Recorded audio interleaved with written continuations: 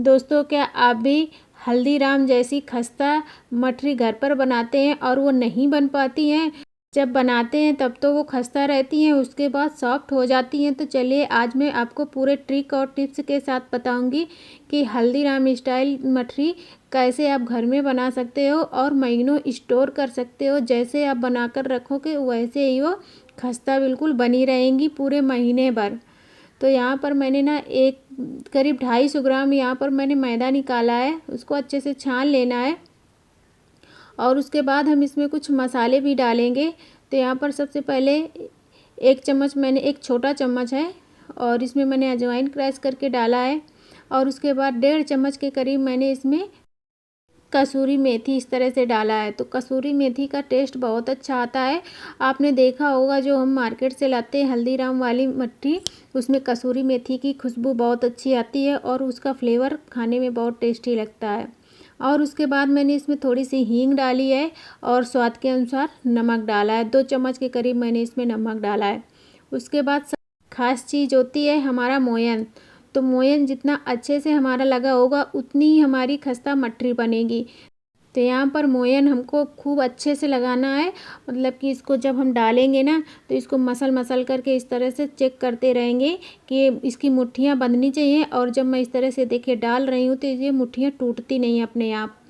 अब क्या है कि अब हम इसमें पानी डालेंगे और पानी को हमको एक साथ नहीं डालना है, थोड़ा थोड़ा करके पानी डालना है और इस तरह से बांधते जाना है। इसको आटे को मसलना बिल्कुल भी नहीं है और इस तरह से थोड़ा थोड़ा करके पानी डालेंगे और ये पूरा आटा समेटते जाएंगे। इसको मसलना नहीं है, यही चीज़ का ध्यान रखना है।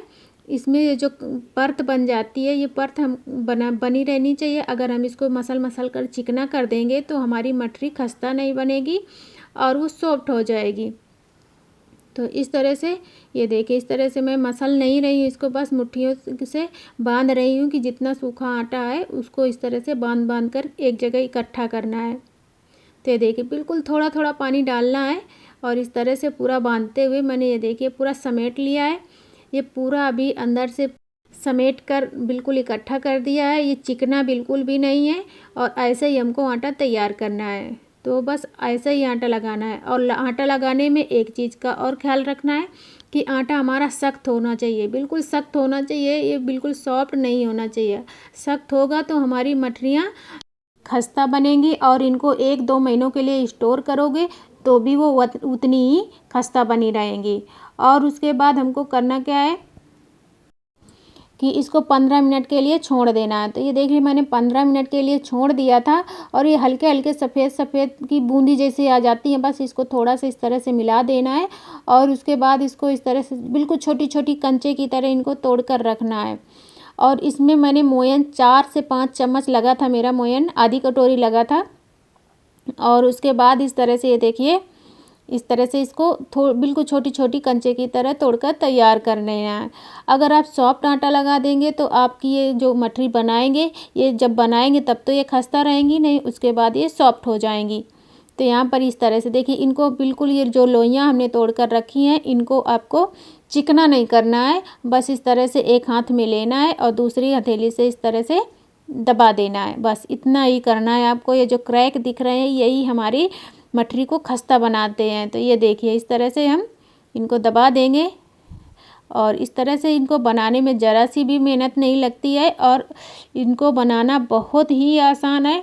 और आगे भी इस तरह से देखिए मैं आपको दिखा रही हूँ। एक साइड मैंने तेल गरम करने को रख दिया है और तेल हमारा बिल्कुल, ये देखिए बिल्कुल हल्का सा बबल्स आया है, बस इतना ही गरम होना चाहिए। बस इतने में ही हमको डालना है। मीडियम टू लो फ्लेम पे इनको इस तरह से पकाना है। तो एक बार में जितनी आ जाए आपके कढ़ाई में उतनी डाल देनी है और इनको पकाने में कोई भी जल्दबाजी नहीं करनी है। बिल्कुल मीडियम टू लो फ्लेम पे इनको पकाना है, डालना है और 1 मिनट के लिए छोड़ देना है। उसके बाद इस तरह से इनको पकने देना है। बीच बीच में चलाते रहेंगे और बाकी की भी इसी तरह से हम तोड़ तोड़ के रख लेंगे। आप चाहो तो किचन का कोई भी काम कर सकते हैं इनको बनाने में, बिल्कुल भी मेहनत नहीं लगती है इनको ज़्यादा बनाने में और बड़ी जल्दी आसानी से बन जाती हैं। मतलब इनको इतना धीमी आंच पे पकाना है कि आप इनको बीच बीच में थोड़ी थोड़ी देर में चला दीजिए, आप दूसरा काम भी करते रहेंगे। और इस तरह से ये देखिए हल्की सी ये फूल भी गई हैं। और इस तरह से इनको हल्का सा गोल्डन ब्राउन हो जाए उसके तब तक इनको पकाना है। तो ये देखिए कितना अच्छा कलर आ चुका है। अब मैं इनको निकाल लेती हूँ। बिल्कुल खस्ता बनकर तैयार हुई हैं, बिल्कुल हल्दीराम जैसी ही ये खस्ता बनती हैं और खाने में इतनी टेस्टी लगती है कि आपको मैं क्या बताऊं। और इसी तरह से हम सारी बनाकर तैयार कर लेंगे। अभी ना सावन चल रहा है, कई लोगों के यहाँ ये होता है ना, जब नई नई शादियाँ होती हैं तो डलिया भर के जाती है, जब ससुराल जाती है लड़की, तो इस तरह से आप बनाकर तैयार करिए और उनको पता भी नहीं चलेगा कि कैसे आपने इनको बनाया है और सब की तारीफ़ें पाएंगे कि इतनी खस्ता बनी है घर की बनी हुई मठरी। तो इस तरह से देखिए मैंने दूसरा बैच डाल दिया है और दूसरा बैच डालते ही मतलब वैसे ही डालना है जैसे हमने पहले डाला था कि बिल्कुल मीडियम टू लो फ्लेम पे ही इनको डालना है। और इस तरह से करीब 8 से 10 मिनट लग जाएंगे आपको एक बैच तैयार करने में लो फ्लेम पे। और इनको हल्के हाथों से ही इस तरह से पकाते रहना है। और दूसरी साइड इस तरह से हम पूरी तैयार कर लेंगे बना कर के। इनको बनाना बहुत ही आसान है, ना ही हमको किसी बेलन की ज़रूरत पड़ेगी और ना ही इनको बेलना है, ना ही कुछ ज़्यादा ताम झाम करने की ज़रूरत है। और बिल्कुल खस्ता बनकर हमारी ये मेथी मठरी आप इनको कह सकते हो, बहुत ही टेस्टी बनती हैं। तो इस तरह से देखिए मैंने सारी बनाकर तैयार कर लिया है। चलिए थोड़ा सा ठंडा कर लेती हूँ, उसके बाद आपको दिखाती हूँ कि ये कितनी खस्ता बनी है। तो यहाँ पर ये बैच अभी ज़्यादा ठंडा है। चलिए जो पहले निकाला था उसको मैं आपको दिखाती हूँ। इतनी खस्ता बनी कि आप सोच भी नहीं सकते हो कि घर की बनी मठरी इतनी खस्ता हो सकती है। मतलब एक हाथ से आप मैश करेंगे पूरी ही मैश हो जाएगी, इतनी खस्ता बनकर तैयार हुई है। ये देखिए बिल्कुल मैंने एक हाथ से ही पूरी मैश की है और ये पूरी बिल्कुल बूरा बूरा की तरह हो गई है, पूरी मैश हो गई है। तो दोस्तों मेरी रेसिपी अच्छी लगी हो तो लाइक शेयर ज़रूर करना, चैनल को सब्सक्राइब कर लेना। Thank you, bye bye.